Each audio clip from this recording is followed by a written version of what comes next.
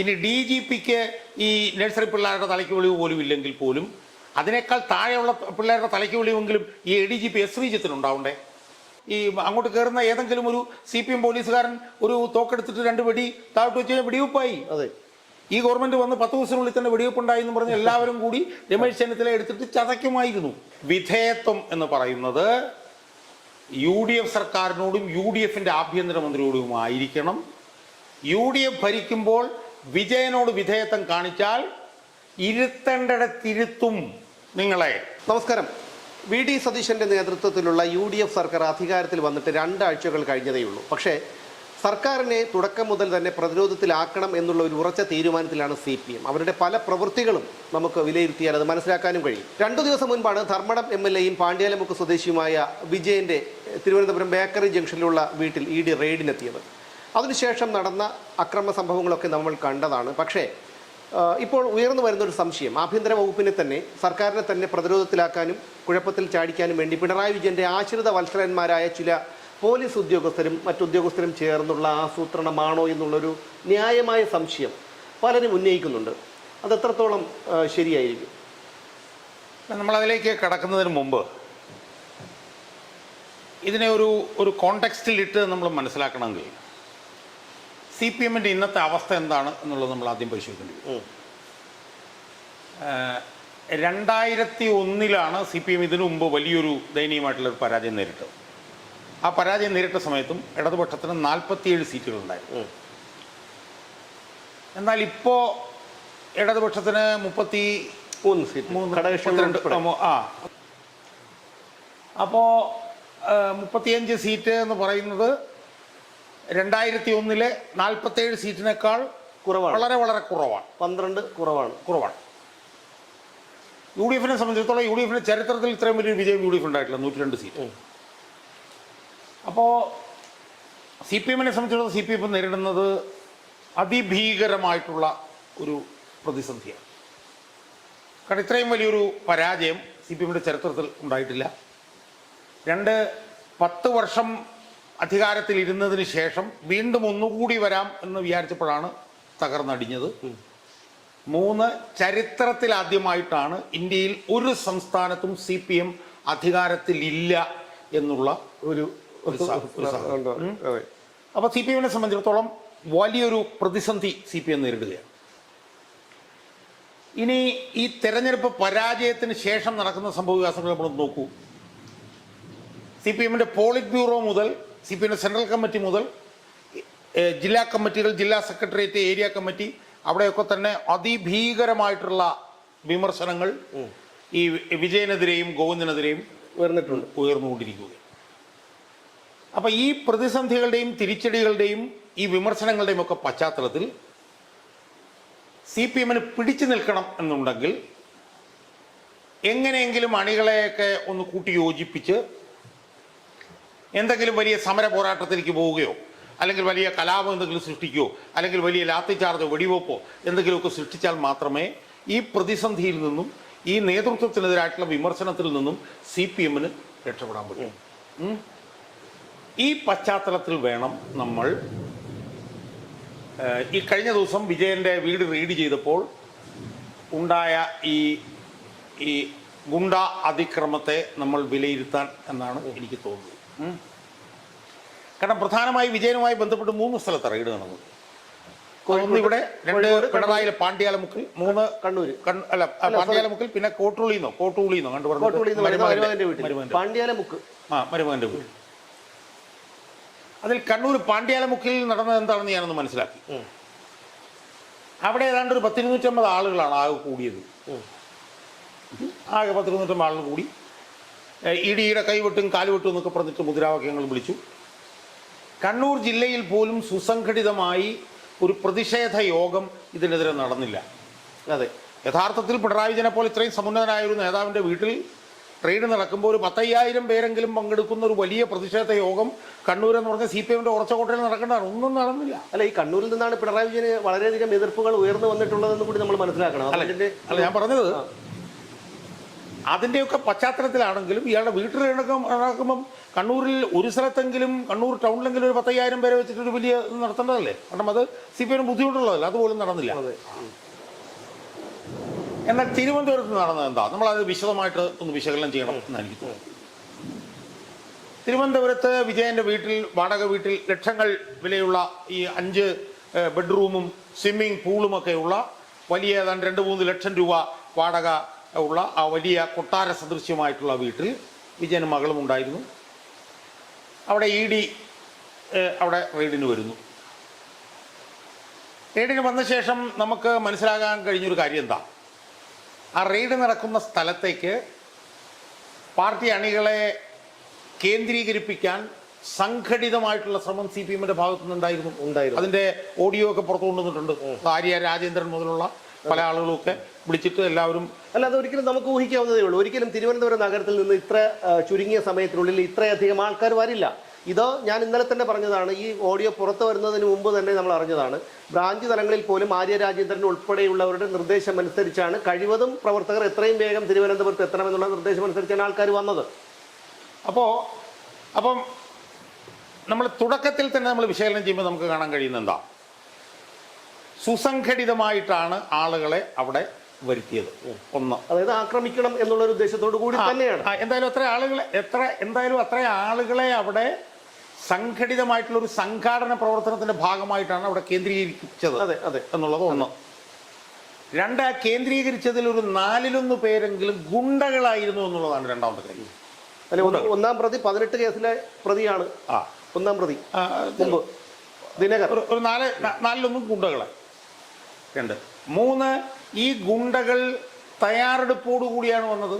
കല്ല്, കട്ട, കുപ്പി, മുട്ട, കുപ്പി, വടി, കുറുവടി ഇതൊക്കെ ആയിട്ട് ബന്ധപ്പെട്ട് ചീമുട്ട ഉൾപ്പെടെയാണ് വന്നത്. ഈ ചീമുട്ട ഇനിയിപ്പോ അവിടെ വരുമ്പോൾ കടകംപള്ളി സുരേന്ദ്രൻ ഇട്ടുകൊടുത്തതല്ലോ, ഇത് അവർ കൊണ്ടുവന്നതാണ്. അപ്പോൾ ഒന്ന്, സുസംഘടിതമായി അവിടെ ആളെ കൂട്ടുന്നു. 2, അതിൽ 4-1 ഗുണ്ടകൾ അവിടെ കേന്ദ്രീകരിക്കുന്നു. അവർ തയ്യാറെടുപ്പോടുകൂടി അവിടെ വരും. അപ്പോൾ CPM-ന്റെ ഭാഗത്ത് നിന്ന് ഏതാണ്ടൊക്കെ ആലോചിച്ചുറച്ചാണ് അവർ അവിടെ വന്നത്. മറുവശത്ത് നമ്മൾ പോലീസിൻ്റെ അതിനോടുള്ള സമീപനം നമ്മളൊന്ന് നോക്കൂ. അതായത് കേരളത്തിലെ സമുന്നതനായിട്ടുള്ള നേതാവ്, CPM-ന്റെ 10 വർഷത്തെ മുഖ്യമന്ത്രി, 16 വർഷത്തെ സംസ്ഥാന സെക്രട്ടറി, ഇപ്പോഴത്തെ പ്രതിപക്ഷ നേതാവ് ഒക്കെ ആയിട്ടുള്ള ഏറ്റവും സമുന്നതനായിട്ടുള്ള ഒരു നേതാവിൻ്റെ വീട്ടിൽ റെയ്ഡ് നടക്കുമ്പോൾ അവിടെ സംഘർഷഭരിതമായ അന്തരീക്ഷം ഉണ്ടാകും എന്ന് ഏത് നേഴ്സറി കുട്ടിക്ക് പോലും അറിയാവുന്നതാണ്. അറിയേണ്ടതാണല്ലോ, സ്വാഭാവികമാണല്ലോ. അപ്പൊ സ്വാഭാവികമായിട്ട് ഈ സംസ്ഥാനത്തെ പോലീസ് മേധാവി DGP റവാഡ ചന്ദ്രശേഖർ തലയ്ക്കകത്ത് ആൾതാമസം അയാൾക്കുണ്ടെങ്കിൽ, അയാൾക്ക് എന്തെങ്കിലും തലയ്ക്ക് വെളിവുണ്ടെങ്കിൽ രാവിലെ 6:15-നാണ് ഈ റെയ്ഡ് തുടങ്ങിയത്. ഒരു 8 മണിയെങ്കിലും ആകുമ്പോൾ അവിടെ ആളുകൾ കൂടാതിരിക്കാനുള്ള നടപടി അയാൾ എടുക്കേണ്ടതായിരുന്നു. അത് വേണ്ടതായിരുന്നു. കാരണം അവിടെ ബാരിക്കേഡ് വെച്ച് തടയുകയോ, അതൊരു ഇടുങ്ങിയ റോഡാണ്, അതുകൊണ്ട് തന്നെ അവിടെ ബാരിക്കേഡ് വെച്ച് തടയുകയോ മറ്റോ ചെയ്തു കഴിഞ്ഞാൽ ഈ ഒരു അനിഷ്ട സംഭവങ്ങൾ അവിടെ ഉണ്ടാകില്ലായിരുന്നു. അയാൾ അത് ചെയ്യുന്നില്ല. ഇനി അയാളോടൊപ്പമുള്ള 2 പ്രധാനപ്പെട്ട ADGP-മാരുണ്ട്. അതിലൊരാളാണ് ADGP administration S. Sreejith. 2 crime branch മേധാവി ADGP H. വെങ്കടേഷ്. ഇവർ 2 പേരും ഉണ്ട്. അതിൽ ഈ റവാഡ ചന്ദ്രശേഖരൻ്റെ മേൽ ഏറ്റവും കൂടുതൽ സ്വാധീനം ചെലുത്തുന്ന ഒരു ADGP അഡ്മിനിസ്ട്രേഷൻ ആയിട്ടുള്ള S. ശ്രീജിത്ത് ആണ്. അയാളാണ് ശരിക്കും ഈ DGP-യുടെ മേൽ ഏറ്റവും കൂടുതൽ സ്വാധീനം ചെലുത്തുന്ന ആൾ. അതിന് പല കാരണങ്ങളുണ്ട്. ഒന്ന്, നമ്മൾ മനസ്സിലാക്കേണ്ടത് ഈ ADGP അഡ്മിനിസ്ട്രേഷൻ എന്ന് പറഞ്ഞിട്ടുള്ള ഈ തസ്തിക സൃഷ്ടിച്ചത് തന്നെ 2016-ൽ TP സെൻകുമാറിനെ DGP സ്ഥാനത്ത് മാറ്റാൻ വേണ്ടിയിട്ട് വിജയനൊരു ശ്രമം നടത്തിയല്ലോ. ആ ശ്രമം നടത്തിയപ്പോഴത്തേക്ക് TP സെൻകുമാർ എന്ത് ചെയ്തു? അയാൾ സുപ്രീം കോടതിയിൽ പോയി അയാൾക്ക് തുടരാനുള്ള വിധിയുമായി തിരിച്ചു വന്ന് DGP ആയി. അപ്പോൾ സ്വാഭാവികമായും DGP സെൻകുമാർ വിജയനെതിരാണ് എന്നുള്ളത് വ്യക്തമാണല്ലോ. അപ്പോൾ ആ സെൻകുമാറിനെ വളഞ്ഞു പിടിച്ചു നിർത്താൻ പോലീസ് ഹെഡ്ക്വാർട്ടേഴ്സിൽ അന്ന് വിജയൻ ഉണ്ടാക്കിയ ഒരു തസ്തികയാണ് ADGP അഡ്മിനിസ്ട്രേഷൻ. അങ്ങനൊരു തസ്തിക ഇതുവരെ ഉണ്ടായിട്ടില്ല.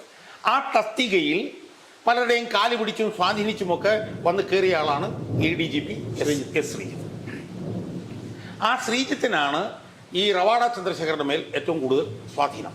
കാരണം പോലീസ് ഹെഡ്ക്വാർട്ടേഴ്സിലുള്ള ADGP അയാളാണ്. എം ആർ അജിത്കുമാറൊക്കെ ഉണ്ടായിരുന്നവരെല്ലാം പോയി. ക്രൈംബ്രാഞ്ച് മേധാവി പോലീസ് ഹെഡ്ക്വാർട്ടേഴ്സിൽ ഇല്ല എന്ന് മാത്രമല്ല അയാൾ മലയാളിയുമല്ല, ആന്ധ്രക്കാരനും മറ്റാണെന്ന്. അപ്പോൾ ADGP S. ശ്രീജിത്താണ് ഈ റവാഡ ചന്ദ്രശേഖരന്റെ മേൽ ഏറ്റവും കൂടുതൽ സ്വാധീനം ചെലുത്തുന്ന ഒരു ആൾ. ഇനി വേറൊരു കാര്യം കൂടി ഉണ്ട്. 17 വർഷം കേരളത്തിന് പുറത്ത് ജോലി ചെയ്തതിനു ശേഷമാണ് ഈ റവാഡ ചന്ദ്രശേഖർ കേരളത്തിൽ DGP ആയിട്ട് വരുന്നത്. അതുകൊണ്ട് അയാൾക്ക് കേരളത്തിലെ പോലീസ് സേനയെ കുറിച്ചിട്ട് ഒരു ചുക്കും ചുണ്ണാമ്പും അയാൾക്ക് അറിയത്തില്ല. അപ്പോൾ അതെല്ലാം ആ അവസരമെല്ലാം ഉപയോഗിച്ചുകൊണ്ട് ഈ DGPയുടെ മേൽ ഏറ്റവും കൂടുതൽ സ്വാധീനം ചെലുത്തുന്ന ആൾ S. ശ്രീജിത്താണ്. അയാൾ മലയാളിയുമാണല്ലോ. ഇനി DGPക്ക് ഈ നഴ്സറി പിള്ളേരുടെ തലയ്ക്ക് വെളിവ് പോലും ഇല്ലെങ്കിൽ പോലും അതിനേക്കാൾ താഴെയുള്ള പിള്ളേരുടെ തലയ്ക്ക് വെളിവെങ്കിലും ഈ ADGP S. ശ്രീജിത്തിനുണ്ടാവണ്ടേ? കാരണം കേരളത്തിലെ ഏറ്റവും സമ്പന്നനായിട്ടുള്ള നേതാവ്. അപ്പം ഞാൻ ഇടയ്ക്ക് വേറൊരു കാര്യം പറഞ്ഞോട്ടെ. ഇപ്പം DGP പിന്നെ റവാഡ ചന്ദ്രശേഖരനെ സംബന്ധിച്ചിടത്തോളം അയാളുടെ വിധേയത്വം ആരോടാണ്? അയാളുടെ വിധേയത്വം രമേശ് ചെന്നിത്തലയോടാണോ അതോ പിണറായി വിജയനോട്? പിണറായി വിജയനോടാണ്. കാരണം എന്താണ്? അയാൾക്ക് അനധികൃതമായി 1 വർഷം നീട്ടിക്കൊടുത്ത ആൾ പിണറായി വിജയനാണ്. മനസ്സിലായി? അപ്പോൾ അയാളുടെ വിധേയത്വം പിണറായി വിജയൻ. ADGP ശ്രീജിത്ത് റവാഡ ചന്ദ്രശേഖരനെ പറഞ്ഞു കൊടുക്കണ്ടല്ലേ, സാർ ആളവിടെ കൂടും, അവിടെ സംഘർഷം ഉണ്ടാവും, അവിടെ പ്രശ്നങ്ങളുണ്ടാവും, അതുകൊണ്ട് അത് തടയുന്നതിന് വേണ്ടിയിട്ടുള്ള നിലപാടുകളും നടപടികളും എടുക്കണം, അവിടെ ബാരിക്കേഡ് ചെയ്യണം, അവിടെ ആവശ്യമായിട്ടുള്ള പോലീസുകാരെ രാവിലെ ഒരു 8 മണി 9 മണി 10 മണി കൂടിയെങ്കിലും അവിടെ വിന്യസിപ്പിക്കണം എന്ന് DGPയോട് പറയാൻ ചുമതലയുള്ള ഏറ്റവും പ്രധാനപ്പെട്ട ഒരാൾ S. ശ്രീജിത്തല്ലേ? അതെ. അയാൾ ചെയ്തോ? അയാൾ ചെയ്തില്ല. പിന്നെ ഒരാൾ ക്രൈംബ്രാഞ്ചിൻ്റെ ADGP H. വെങ്കടേശാണ്. അയാളൊക്കെ ഈ പിണറായി വിജയനോടൊക്കെ സംസാരിക്കുന്ന കണ്ട തൊലിയുരിഞ്ഞു പോകുന്നവർ. സാർ ബാല്യക്കാരനെ പോലെ സാർ ഞാൻ ചെയ്തു തരാം സാർ, ഞാൻ ചെയ്തു തരാം സാർ, ഞാൻ ചെയ്തു തരാം സാർ എന്നൊക്കെ പറഞ്ഞൊരു സൈസ് അളിഞ്ഞ് ചീഞ്ഞളിഞ്ഞവനെ പോലെ പെരുമാറുന്ന ഒരു പ്യൂണ്, മുഖ്യമന്ത്രിയുടെ മുന്നിൽ ഒരു പ്യൂണിനെ പോലെ പെരുമാറുന്ന ആളാണ് ഈ H. വെങ്കടേഷ് എന്നാണ് നമുക്ക് മനസ്സിലാക്കുന്നത്. അതുപോലെ തന്നെ പ്രശാന്ത് എന്ന് പറഞ്ഞിട്ട് പോലീസ് അസോസിയേഷനിലെ ഉദ്യോഗസ്ഥനെ മ്യൂസിയം പോലീസ് സ്റ്റേഷനിൽ കൊണ്ടുവന്ന് ഇപ്പോൾ മാറ്റി നിയമിച്ചു. അവനും അവിടെ വന്നു. അപ്പോൾ ഈ ഉദ്യോഗസ്ഥന്മാരെല്ലാം അവർ ഉത്തരവാദിത്വം നിർവഹിച്ചില്ല എന്ന് മാത്രമല്ല, അവരെന്തൊക്കെയോ പറഞ്ഞ് ആഭ്യന്തരമന്ത്രിയെ തെറ്റിദ്ധരിപ്പിക്കുന്ന ഒരു സാഹചര്യവും അവിടെ ഉണ്ടായതായിട്ടാണ് നമ്മൾ മനസ്സിലാക്കുന്നത്. അപ്പം സ്വാഭാവികമായും ഈ റെയ്ഡുമായി ബന്ധപ്പെട്ട് റെയ്ഡ് കഴിഞ്ഞ് ഇറങ്ങി വരുന്ന ED ഉദ്യോഗസ്ഥന്മാരെ ആക്രമിക്കാനുള്ള CPM ഗുണ്ടകൾക്കും അണികൾക്കും ആക്രമിക്കാനുള്ള ഒരു അവസരം വളരെ സുസംഘടിതമായി അവിടെ സൃഷ്ടിച്ചു കൊടുത്തതിൽ പിണറായി വിജയനോടും P. ശശിയോടും വിധേയത്വമുള്ള ഈ ഉന്നത ഉദ്യോഗസ്ഥന്മാർക്ക് പങ്കിട്ടെന്നുള്ളതിന് എന്താണ് തർക്കം? അല്ല, ന്യായമായും അങ്ങനെ ജനങ്ങൾ സംശയിച്ചാൽ അതിനെ തെറ്റ് പറയാൻ കഴിയില്ല. സ്വാഭാവികം. കാരണം ഇതിലെല്ലാം നമ്മൾ ആഭ്യന്തരമന്ത്രിയെ കുറ്റപ്പെടുത്തുന്ന കാര്യമില്ല. അല്ലല്ല, കാര്യമില്ല. അതായത് താങ്കൾ പറഞ്ഞതുപോലെ 6:15 അവിടെ റെയ്ഡിനെത്തുന്നു. 6:15 റെയ്ഡ് എത്തുമ്പോൾ രഹസ്യാന്വേഷണ വിഭാഗം എന്തായാലും അറിഞ്ഞിട്ടുണ്ടാവുമല്ലോ. ആ സമയത്ത് ഇതുപോലെ പിണറായി വിജയനെ പോലെയുള്ള ഒരു പാണ്ഡ്യാലമുക്ക് സ്വദേശിയെ പോലെയുള്ള ഒരാളുടെ വീട്ടിൽ ഇത്തരം സംഭവം ഉണ്ടാകുമ്പോൾ ഒന്നാമത് അവർ ഒരു പ്രശ്നം ഉണ്ടാക്കാൻ വേണ്ടി ഇരിക്കുകയാണെന്നുള്ള കാര്യം എല്ലാവർക്കും അറിയാം. പ്രത്യേകിച്ച് ജനങ്ങൾക്കറിയുമ്പോൾ അത് പോലീസിന് വ്യക്തമായിട്ട് അറിയാം. അപ്പോൾ അവരതിൻ്റെ ഒരു പ്രതിരോധം തീർക്കേണ്ടതായിരുന്നു. അത് ചെയ്യാത്തത് കൊണ്ട് തന്നെ ഈ ഒരു അക്രമം ക്രിയേറ്റ് ചെയ്യുകയാണോ എന്ന് സംശയിച്ചാൽ തെറ്റ് പറയുമ്പോൾ ഞാനൊരു ചെറിയ ഉദാഹരണം പറയട്ടെ. നമ്മളൊരു 4-5 പേര്, ഒരു സംഘം ചേർന്ന് ഒരു 4-5 പേര് സെക്രട്ടേറിയറ്റിന് മുമ്പിൽ നിന്നാൽ പോലും മഫ്തിയിൽ പോലീസ് ഉദ്യോഗസ്ഥർ വരും. എന്താ ഇവിടെ നിൽക്കുന്നത്? എന്താ കാര്യം? നമ്മളവിടെ ഒരു ചെറിയൊരു കൂട്ടായ്മയായിട്ട് വന്നു കഴിഞ്ഞാൽ എന്താണ് നിങ്ങളുടെ വിഷയം? നിങ്ങൾ എത്ര പേര് വരും? ആരൊക്കെയാണ്? എവിടെ നിന്നാണ്? ആരൊക്കെയാണ് പ്രസംഗിക്കുന്നത് എന്ന് ചോദിക്കുന്ന സ്പെഷ്യൽ ബ്രാഞ്ചുകാരെ നമ്മൾ നിരന്തര സെക്രട്ടറി കാണുന്നവരാണ്. ആണല്ലോ. ആ സ്പെഷ്യൽ ബ്രാഞ്ച് ഇപ്പോഴും ഉള്ളതാണല്ലോ. ആ സ്പെഷ്യൽ ബ്രാഞ്ചുകാർ ഈ വിവരം അറിയിക്കേണ്ടതല്ലായിരുന്നോ? ആരും അങ്ങോട്ടും ഇങ്ങോട്ടും ഒന്നും അറിയിച്ചിട്ടില്ല. എന്നിട്ട് ഈ ആക്രമിച്ച മുഴുവൻ ഗുണ്ടകളെയും അവരവിടെ എന്തൊക്കെയാണ് ചെയ്തതെന്ന് നമ്മൾ കണ്ടതാണ്. കല്ലും കെട്ടയിടുന്നത് എല്ലാം നമ്മൾ കണ്ടതാണ്. ഈ ഗുണ്ടകളെ മുഴുവൻ അവിടുന്ന് രക്ഷപ്പെടാൻ അനുവദിക്കുകയാണ് ഈ ഉന്നത പോലീസ് ഉദ്യോഗസ്ഥർ അവരുടെ ഒത്താശയോടുകൂടി. എന്നിട്ട് അവർ പോയി പാർട്ടി ഓഫീസിൽ കയറുകയാണ്. അതെ.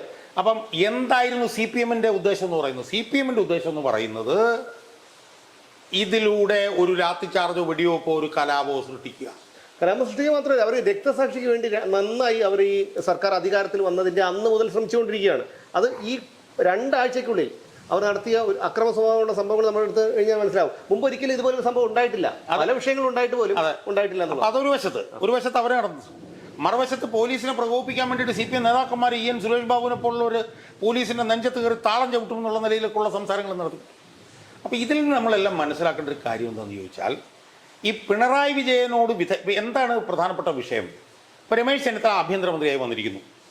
10 വർഷത്തിന് ശേഷമാണ് അയാൾ ആഭ്യന്തരമന്ത്രിയായി വരുന്നത്. അതെ. ഈ 10 വർഷം പോലീസ് സേനയിലെ ഉന്നത ഉദ്യോഗസ്ഥന്മാർ ഉത്തരവുകൾ സ്വീകരിച്ചിരുന്ന ആരിൽ നിന്നായിരുന്നു?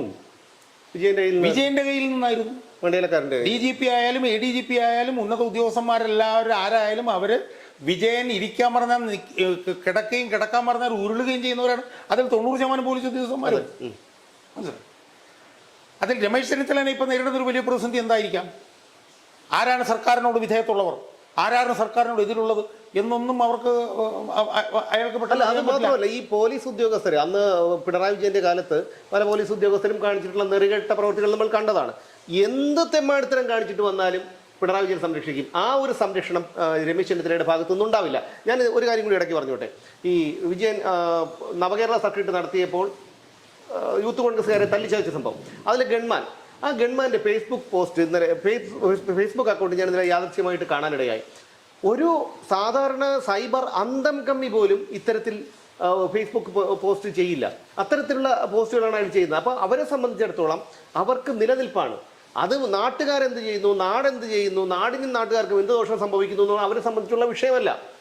അതുകൊണ്ട് തന്നെ ഈ അനിൽകുമാറിനെയും ഇപ്പോൾ താങ്കൾ പറഞ്ഞതുപോലെയുള്ള പല ഉദ്യോഗസ്ഥരും വിജയനെ വീണ്ടും തിരികെ എത്തിക്കാനായി കിണഞ്ഞ് പരിശ്രമിച്ചുകൊണ്ടിരിക്കുകയാണ്. ഒന്നത്. 2, ആഭ്യന്തരമന്ത്രി നേരിടുന്ന പ്രശ്നം എന്താണ്? ഇന്നലെ വരെ വിജയന്റെ കൂടെ നിന്ന വിജയന്റെ വിശ്വസ്ത വിനീതരും ദാസന്മാരായിട്ടിരുന്ന ഉദ്യോഗസ്ഥന്മാരാണ് ഇന്ന് വന്നിട്ട് ഈ സർക്കാരിന് വേണ്ടിയിട്ട് നിൽക്കുന്നവരാണെന്ന് പറയുന്നത്. അതെ. അപ്പോൾ ആരാണ് ശരി ആരാണ് തെറ്റ് എന്നുള്ള കാര്യത്തിൽ പോലും ആഭ്യന്തരമന്ത്രിക്ക് ആശയക്കുഴപ്പമുണ്ടാകാനുള്ള സാധ്യതയുണ്ട്. എന്തായാലും നമ്മളൊന്ന് ആലോചിച്ച് നോക്കൂ. ഇപ്പം പാർട്ടി ഓഫീസിലേക്ക് കയറി പ്രതികൾ. അപ്പോൾ പാർട്ടി ഓഫീസിൽ കയറി പ്രതികളെ പിടിക്കാൻ എന്താണെന്ന് ചോദിച്ചാൽ ആഭ്യന്തരമന്ത്രിക്കെതിരെ വിമർശനമുണ്ട്. പാർട്ടി ഓഫീസിൽ കയറി പ്രതികളെ പിടിക്കാൻ ശ്രമിച്ചിരുന്നെങ്കിൽ ഉറപ്പല്ലേ ലാത്തി ചാർജും ഒരുപക്ഷെ വെടിവെപ്പും ഒക്കെ. അതെ. ഇപ്പം പ്രതികളെ പിടിക്കാൻ വേണ്ടിയിട്ട് അതിനകത്ത് കയറുന്നു. അതിനകത്ത് കയറി കഴിയുമ്പോൾ സ്വാഭാവികമായും പ്രതികൾ പ്രകോപനം ഉണ്ടാക്കും. ആ പ്രകോപനം ഉണ്ടാക്കുമ്പം ഈ അങ്ങോട്ട് കയറുന്ന ഏതെങ്കിലും ഒരു CPM പോലീസുകാരൻ ഒരു തോക്കെടുത്തിട്ട് 2 വെടി താഴോട്ട് വെച്ച് വെടിവെപ്പായി. അതെ. ഈ ഗവൺമെന്റ് വന്ന് 10 ദിവസത്തിനുള്ളിൽ തന്നെ വെടിവെപ്പുണ്ടായി എന്ന് പറഞ്ഞ് എല്ലാവരും കൂടി രമേശ് ചെന്നിത്തല എടുത്തിട്ട് ചതയ്ക്കുമായിരുന്നു. എന്തായാലും ഞാൻ മനസ്സിലാക്കുന്നിടത്തോളം രമേശ് ചെന്നിത്തല എന്ന് പറഞ്ഞ ആഭ്യന്തരമന്ത്രി വളരെ ബുദ്ധിപരമായി പെരുമാറിയതിനെ തുടർന്നാണ് അങ്ങോട്ട് പോലീസ് കയറാതെ തന്ത്രപരമായി ആ പ്രതികളെ അറസ്റ്റ് ചെയ്ത് കൊണ്ടുപോയത്. പോലീസിനോട് സമചിത്തതയോടെ പെരുമാറാൻ ആഭ്യന്തരമന്ത്രി കൃത്യമായ നിർദ്ദേശം കൊടുത്തു എന്നാണ് ഞാൻ മനസ്സിലാക്കുന്നത്. അപ്പോൾ നമ്മുടെ മൊത്തം ചർച്ചയിൽ നമ്മൾ മനസ്സിലാക്കേണ്ട ഒരു കാര്യം, CPMകാരെ കലാപമോ ലാത്തിച്ചാർജോ വെടിവെപ്പൊക്കെ ഉണ്ടാക്കാൻ നടത്തിയിട്ടുള്ള ശ്രമം, അതോടൊപ്പം തന്നെ അതിനരുനിന്ന, അതിന് കൊളിയൂടി ചെയ്ത, അതിന് ഗൂഢാലോചന നടത്തിയ പിണറായി വിജയന്റെ ദാസന്മാരായിട്ടുള്ള ഉന്നത പോലീസ് ഉദ്യോഗസ്ഥന്മാർ, ഇവർ 2 പേരുടെയും ഒരു ഹീനമായിട്ടുള്ള പദ്ധതിയാണ് യഥാർത്ഥത്തിൽ ആഭ്യന്തരമന്ത്രി വളരെ ബുദ്ധിപരമായി പൊളിച്ചത് എന്ന് നമ്മൾ മനസ്സിലാക്കണം. എത്ര കാലം ഇത് മുമ്പോട്ട് പോകും? കാരണം ഇവരെ സംബന്ധിച്ചിടത്തോളം നമ്മൾ പാളയത്തിൽ തന്നെ ശത്രുക്കളെ വെച്ചുകൊണ്ട് എങ്ങനെ മുമ്പോട്ട് പോകുമെന്നുള്ളതാണ്. ഇവരെ സംബന്ധിച്ചിടത്തോളം ഈ അല്ലാതെ ഈ പിണറായി വിജയന്റെ എല്ലാ ഒത്താശയ്ക്കും കൂട്ടുന്ന പോലീസുകാരെ സംബന്ധിച്ചിടത്തോളം എന്ത് വിധേനയും പിണറായി വിജയൻ അധികാരത്തിൽ വരണമെന്നുള്ളതാണ്. അപ്പോൾ ഇതിൽ നമ്മൾ കാണേണ്ട ഒരു പ്രധാനപ്പെട്ട കാര്യം ഞാൻ മനസ്സിലാക്കിയെടുത്തോളം, ആഭ്യന്തരമന്ത്രി ഉന്നത പോലീസ് ഉദ്യോഗസ്ഥന്മാരുടെ ഇടയിൽ ആരാണ് UDFന്റെ പോലീസ് നയം മുന്നോട്ട് കൊണ്ടുപോകാൻ പ്രാപ്തരായിട്ടുള്ളവരും കാര്യക്ഷമതയുള്ളവരും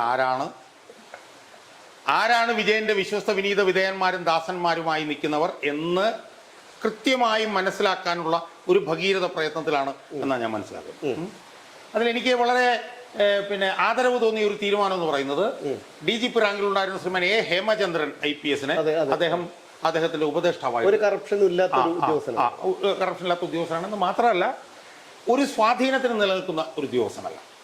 അപ്പം ഞാൻ മനസ്സിലാക്കുന്നത് അദ്ദേഹം ഹേമേന്ദ്രനുമൊക്കെയായി ചർച്ച ചെയ്തുകൊണ്ട് അദ്ദേഹം UDFന്റെ പോലീസ് നയം കാര്യക്ഷമമായി നടപ്പിലാക്കാൻ കഴിയുന്ന ഒരു സംഘം പോലീസ് ഉദ്യോഗസ്ഥരെ കണ്ടുപിടിക്കാനുള്ള ഭഗീരഥ പ്രയത്നത്തിലാണ് അദ്ദേഹം എന്നാണ് ഞാൻ മനസ്സിലാക്കുന്നത്. അപ്പം അതിൽ നമുക്ക് ചില പോലീസ് ഉദ്യോഗസ്ഥന്മാരെ നമുക്ക് വേണമെങ്കിൽ കാണാം. ഒന്ന് ഷൗക്കത്ത് അലി എന്ന് പറഞ്ഞ പോലീസ് ഉദ്യോഗസ്ഥൻ, അയാളെ നമുക്ക് കാണാം.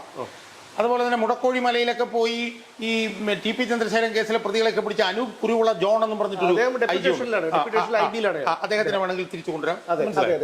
അതുപോലെ തന്നെ വേറൊരു വനിത, ആ വനിതയുടെ കാര്യം ഞാൻ ഇന്നലെ എൻ്റെ വീഡിയോയിലും ഞാൻ പറഞ്ഞു. അതായത് 2019 മറ്റോ മെഡിക്കൽ കോളേജ് പോലീസ് സ്റ്റേഷനിലേക്ക് ഒരു കൂട്ടം CPM പ്രവർത്തകരോ SFIക്കാരോ മറ്റോ കല്ലെറിഞ്ഞു. ചൈത്ര തെരേസ ജോൺ. അപ്പം അവരെ പിടിക്കാൻ വേണ്ടി പിണറായി വിജയൻ ഭരിക്കുന്ന സമയത്ത് CPMന്റെ ജില്ലാ കമ്മിറ്റി ഓഫീസിൽ കയറി പ്രതികളെ പിടിച്ചൊരു ധീര വനിതയാണ് ചൈത്ര തെരേസ ജോൺ. ആലോചിച്ച് നോക്കണം, പിണറായി വിജയൻ ഭരിക്കുമ്പോൾ അവരുടെ ജില്ലാ കമ്മിറ്റി ഓഫീസിൽ കയറി, മനസ്സിലായി, അവർക്കൊക്കെ ഏറ്റവും പ്രധാനപ്പെട്ട സ്ഥാനം കൊടുക്കണം എന്നാണ് ഞാൻ പറയുന്നത്. ശരിയാണ്, തീർച്ചയായും. അതുപോലെ അജിത ബീഗം എന്ന് പറഞ്ഞിട്ട് അവരെ കുറിച്ചിട്ടും അവരൊക്കെയാണ് കഴിഞ്ഞ ഒരു 2 വർഷത്തിന് മുമ്പ് നിതിൻ പിള്ളൻ എന്ന് പറയുന്ന ഒരു SFIക്കാരൻ പോലീസ് വാരം തല്ലി തീർന്നല്ലോ ചാലക്കുടിയിൽ. അവനെ പിടിച്ച് അകത്തെടുത്ത് കാപ്പ ചുമത്തിയത് ഈ അജിത ബീഗമാണ്. അവരെ കുറിച്ച് നല്ല ശ്യാം സുന്ദർ അങ്ങനത്തെ പിന്നെ ഒരു ഹർഷിത അട്ടല്ലൂരി എന്ന് പറഞ്ഞൊരു സ്ത്രീയുടെ കാര്യം കേൾക്കുന്നുണ്ട്. അപ്പൊ ഇത്തരത്തിലൊക്കെ വളരെ കാര്യക്ഷമമായി UDFന്റെ പോലീസ് നയം നടപ്പിലാക്കാൻ കഴിയുന്ന CPMന്റെ ഈ ഗുണ്ടായുസത്തിനും അട്ടഹാസത്തിനും ഭീഷണിക്കും മുമ്പിൽ നെഞ്ചു വിരിച്ചു നിൽക്കുന്ന മനോജ് എബ്രഹാമിനെ വിട്ടുപോയി. അപ്പൊ അതുപോലുള്ള ഒരു ഉദ്യോഗസ്ഥ സംഘത്തെ വികസിപ്പിച്ചെടുക്കാനുള്ള ഒരു മിനിമം കൂളിംഗ് പീരീഡ് നമ്മൾ ആഭ്യന്തരമന്ത്രി കൊടുക്കണം എന്നാണ് എനിക്ക് പറയാൻ. മനസ്സിലായി? അങ്ങനെ കൊടുത്തതിന് ശേഷവും ഇതുപോലുള്ള വീഴ്ചകൾ വന്നാൽ നമുക്ക് വിമർശിക്കാം. നമുക്കിപ്പോൾ വിമർശിക്കുന്നതിൽ കൂടുതലും ഈ CPMകാരാണ്. അവരെ സംബന്ധിച്ചിടത്തോളം ഈ തലയ്ക്ക് വെളിവുള്ള ആരെങ്കിലും ഈ അക്രമം നടത്തും. അപ്പോൾ അവരെ സംബന്ധിച്ചിടത്തോളം ഇങ്ങനെ അപവാദം പ്രചരിപ്പിച്ചുകൊണ്ടേയിരിക്കണം, സർക്കാർ പരാജയമാണെന്ന് വരുത്തി തീർക്കണം, ക്രമസമാധാനം തകർക്കുന്ന രീതിയിലാണ് കേരളത്തിന്റെ പോക്കെന്ന് ജനങ്ങളെ തെറ്റിദ്ധരിപ്പിക്കണം. ഇതൊക്കെ അവരുടെ രീതിയാണ്. അത് പൊതുജനങ്ങൾ വിലവെക്കേണ്ട കാര്യമില്ല. ഞാൻ പറയുന്നത് ഇപ്പോൾ DGPക്ക് ഒരു വർഷം നീട്ടി കൊടുത്ത പിണറായി വിജയനോടായിരിക്കും വിധേയത്വം എന്നുള്ള കാര്യത്തിൽ സംശയമില്ല. പക്ഷേ DGPയോട് ഇൻ നോ അൺസർട്ടൺ ടേംസ് എന്ന് പറഞ്ഞാൽ അർത്ഥശങ്കയ്ക്കിടയില്ലാത്ത വിധം പറയണം ആഭ്യന്തരമന്ത്രി എന്താണ് ഇവിടെ ഭരിക്കുന്നത് UDF സർക്കാരാണ്, UDF സർക്കാരിൻ്റെ പോലീസ് നയം നടപ്പിലാക്കുക എന്നുള്ളതാണ് DGPയുടെ ജോലി. അതുകൊണ്ട് DGPയുടെ വിധേയത്വം എന്ന് പറയുന്നത് UDF സർക്കാരിനോടും UDFന്റെ ആഭ്യന്തരമന്ത്രിയോടും ആയിരിക്കണം. UDF ഭരിക്കുമ്പോൾ വിജയനോട് വിധേയത്വം കാണിച്ചാൽ ഇരുത്തേണ്ടിടത്തിരുത്തും നിങ്ങളെ എന്ന് ആർജവത്തോടുകൂടി രമേശ് ചെന്നിത്തലയ്ക്ക് പറയാൻ കഴിയണം. രമേശ് ചെന്നിത്തല എന്ന് പറഞ്ഞാൽ ആഭ്യന്തരമന്ത്രിക്ക് അത് പറയാൻ കഴിയും എന്ന് തന്നെയാണ് ഞാൻ വിശ്വസിക്കുന്നത്. കാരണം 2014 മറ്റോ 1.5 വർഷക്കാലം അദ്ദേഹം ആഭ്യന്തരമന്ത്രിയായിരുന്നപ്പോഴത്തേക്ക് ഒരു ആരോപണങ്ങളും ഉന്നയിച്ചില്ല എന്ന് മാത്രമല്ല ഓപ്പറേഷൻ കുബേര പോലുള്ള പ്രവർത്തനങ്ങളൊക്കെ വളരെ ഒരുപാട് ജനങ്ങൾക്ക് ഉപകാരപ്രദമായിട്ടുള്ള കാര്യങ്ങൾ കൊണ്ടുപോകും. അപ്പോൾ രമേശ് ചെന്നിത്തല എന്ന് പറഞ്ഞാൽ ആഭ്യന്തരമന്ത്രിയെ സംബന്ധിച്ചിടത്തോളം ഒരു വലിയ വെല്ലുവിളിയാണെങ്കിലും വലിയൊരു അവസരമാണ് അദ്ദേഹത്തിന് കിട്ടിയിരിക്കുന്നത്. ആ അവസരം ഉപയോഗിച്ചുകൊണ്ട് അദ്ദേഹം 2-3 ആഴ്ച കൂടി എടുത്തായാലും കുഴപ്പമില്ല. വളരെ കാര്യക്ഷമമായി പ്രവർത്തിക്കുന്ന ഒരു പോലീസ് സംഘത്തിനെ, ഉന്നതതല പോലീസ് സംഘത്തിനെ കണ്ടുപിടിച്ച് കാര്യമായിട്ട് മുന്നോട്ട് പോയാൽ ഇതൊക്കെ പൊളിച്ചെടുക്കാൻ കഴിയും. എന്തായാലും ഒരു കാര്യം ഉറപ്പാണ്, ഈ ED ആക്രമണത്തിൻ്റെ പുറകിൽ ഒരു വലിയ കലാപ ഗൂഢാലോചനയുണ്ടായിരുന്നു. ആ ഗൂഢാലോചനയിൽ CPMഉം പിണറായി വിജയൻ്റെ വിശ്വസ്ത വിനീത വിധേയരും ദാസന്മാരുമായിട്ടുള്ള ഉന്നത പോലീസ് ഉദ്യോഗസ്ഥരും ചേർന്നുള്ള ഒരു ഗൂഢാലോചനയാണ് ഇവിടെ നടന്നത്. ഇത് വളരെ ബുദ്ധിപരമായി പൊളിക്കാൻ ആഭ്യന്തരമന്ത്രിക്ക് കഴിഞ്ഞു എന്നുള്ളത് ആണ് പ്രസക്തമായിട്ടുള്ള കാര്യം.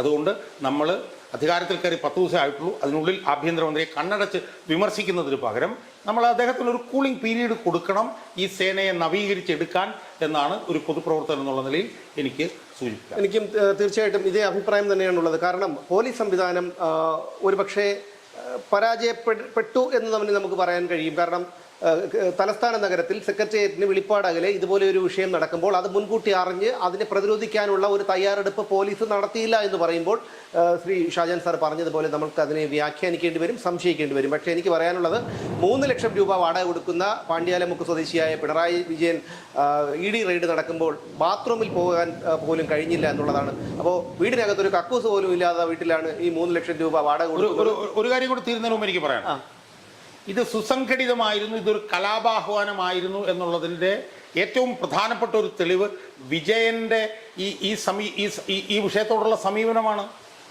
വിജയൻ ഇറങ്ങി വന്നിട്ട് എന്താണ് പറഞ്ഞത്? വിജയൻ ഇറങ്ങി വന്നിട്ട് എന്തായിരുന്നു പറയേണ്ടിയിരുന്നത്? വിജയൻ ഇറങ്ങി വന്നിട്ട് പറയേണ്ടിയിരുന്നത് നിങ്ങൾ അക്രമത്തിലേക്കൊന്നും പോകരുത്, അവർ നിയമപരമായി വന്നതാണ്, അവർ അവർക്കൊരു പരിക്കുമില്ലാതെ പോകേണ്ടത് നമ്മളുടെ ആവശ്യമാണ്. അവരെ ആക്രമിച്ചാൽ അത് നമ്മുടെ പോരാട്ടത്തെ ദുർബലപ്പെടുത്തുകയേ ഉള്ളൂ. ഇവർ കള്ളക്കേസ് എടുക്കാനാണ് വന്നത്. അതുകൊണ്ട് അവർക്ക് ഒരു കുഴപ്പമില്ലാതെ പോവുകയാണ് വേണ്ടത് എന്ന് പറയുന്നതിന് പകരം വിജയൻ ഇറങ്ങി വന്നിട്ട് മുഷ്ടി ചുരുട്ടി നിന്ന് നമുക്കൊരുമിച്ച് പോരാടാം. അല്ല, എനിക്കതിൽ പറയാനുള്ളത്, കേരളം കണ്ട നമ്പർ 1 ക്രിമിനലാണ് പിണറായി വിജയൻ. അത് ഞാനിപ്പോൾ ഈ അവസരം കിട്ടിയതുകൊണ്ട് പറയാണ്. വാടിക്കൽ രാമകൃഷ്ണൻ വധക്കേസിൽ കല്ല് വെട്ടുന്ന മഴ കൊണ്ടാണ് വാടിക്കൽ രാമകൃഷ്ണനെ വധിക്കാൻ ശ്രമിച്ചതെന്ന്, പിണറായി വിജയൻ വധിക്കാൻ ശ്രമിച്ചെന്ന് FIR ഉണ്ടായിരുന്നു. പക്ഷേ സാക്ഷികൾ കൂറുമാറിയത് കൊണ്ടാണ് രക്ഷപ്പെട്ടത്. പിന്നെ അവിടെ DCC മെമ്പറായിരുന്ന ഒരു ഗോപി, ഇപ്പോൾ DCC മെമ്പറായിരിക്കുന്ന ഗോപി, അവിടെ ചെങ്കൊടി ഉയരാത്ത ഒരു സമയത്താണ് അദ്ദേഹം ഒരു ജാഥ നയിച്ചു കൊണ്ടുവന്നത്. അദ്ദേഹത്തെ കല്ല് വെട്ടുന്ന മഴ കൊണ്ട് പിണറായി വിജയൻ മുന്നിൽ നിന്ന് വെട്ടിയെന്ന് പറഞ്ഞു. അതുപോലെ രക്ഷാപ്രവർത്തനം എന്ന് പറഞ്ഞ് തലയട്ടിച്ച് പൊട്ടിച്ചപ്പോൾ ഈ അട്ടഹസിച്ചു. അയാൾക്ക് രക്തം കാണാതെ, അയാൾക്ക് ഈ ക്രിമിനലിസം ചെയ്യാതെ അതൊക്കെ അയാൾക്ക് കഴിയില്ല.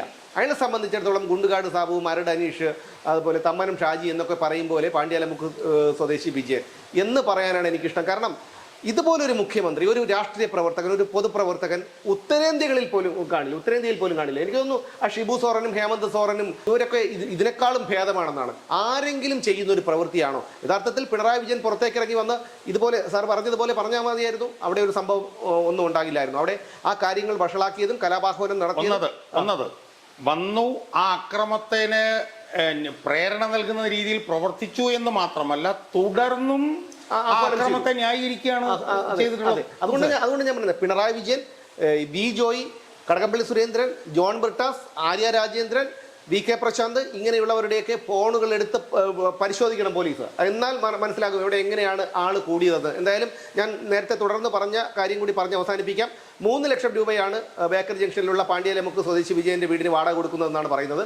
പക്ഷേ അന്തം കമ്മികൾ പറയുന്നത് ED റെയ്ഡ് നടന്നുകൊണ്ടിരിക്കുന്ന സമയത്ത് അദ്ദേഹത്തിന് പ്രാഥമിക ആവശ്യങ്ങൾ പോലും നിർവഹിക്കാൻ കഴിഞ്ഞില്ല എന്നുള്ളതാണ്. അതായത് വീടിനകത്ത് കക്കൂസില്ല എന്നുള്ളതാണ്. അപ്പോൾ 3 ലക്ഷം രൂപ കൊടുക്കുന്ന വീട്ടിന് അകത്ത് കക്കൂസില്ലാത്തത് എന്തുകൊണ്ടും നീതികേടാണ്. അതുകൊണ്ട് അന്തം കമ്മികൾ ആ വീട്ടുടമസ്ഥന്റെ മുന്നിൽ സമരം ചെയ്യണം എന്ന് പറഞ്ഞുകൊണ്ട് അവസാനിപ്പിക്കുന്നു. വീണ്ടും കാണാം.